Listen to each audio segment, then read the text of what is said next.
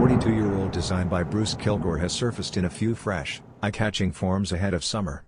With integrated products, the presidential model has remained busy, despite a recent partnership with Lil Yachty being favorably appreciated. Green camouflage swooshes and Achilles heel panels are features of the most recent iteration of the Air Force One, which goes well with the vintage-looking desert khaki and pink foam pair that made their appearance late. In contrast, the recently released model features a more recognizable color blocking throughout its recognizable top. A pitch black makeup is used for the fabric overlays along the forefoot, along the tongue, and throughout the heel. The leather around the toe and midfoot returns to its off-white hue, and the Air-branded midsole likewise plays with the colorless aesthetic.